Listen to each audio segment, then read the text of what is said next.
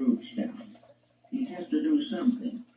Because not only are we thinking now of trying to get through this life in one piece, but we are thinking of what we're here for in the larger sense.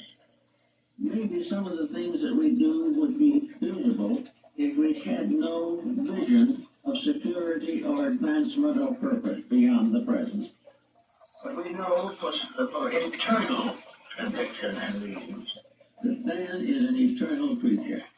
We are essentially immortal, fumbling around in a mortal world.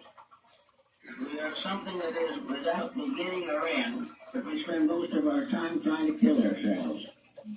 We have forgotten that we are citizens of an eternal world, that we are citizens of an immortal purpose, that we are here because of what we have been and what we have done, and we go from here to next places because of what we are here.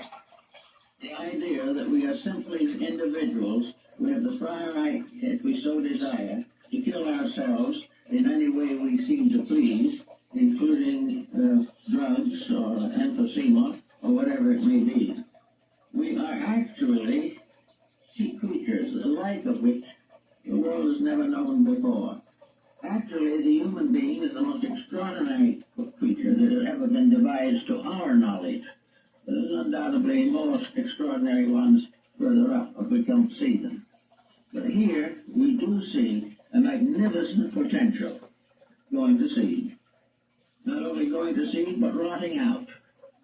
Simply because of lack of integration, orientation, lack of purpose, lack of vision, and at the same time spending fortunes trying to be happy. We hardly can pick up a paper now without seeing the misery that this struggle causes. And I noticed in the last couple of Easters that have come along, some things that are disturbing and some things that are encouraging.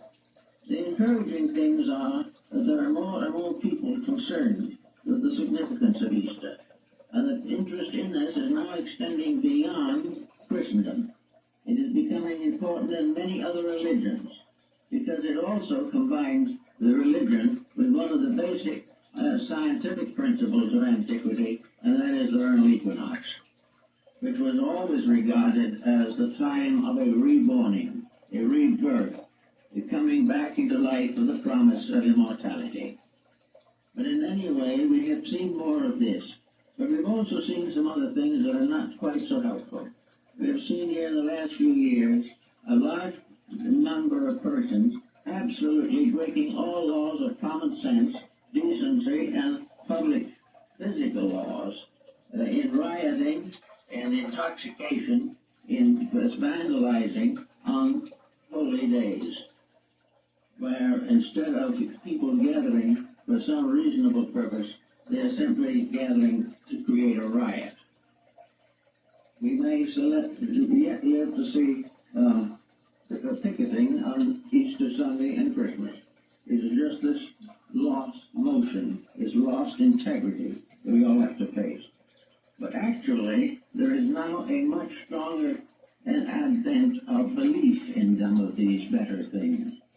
We find a literature springing up now, more prolific than ever before, I guess, in the history of printing, devoted largely to mysticism, idealism, and the restoration of integrities.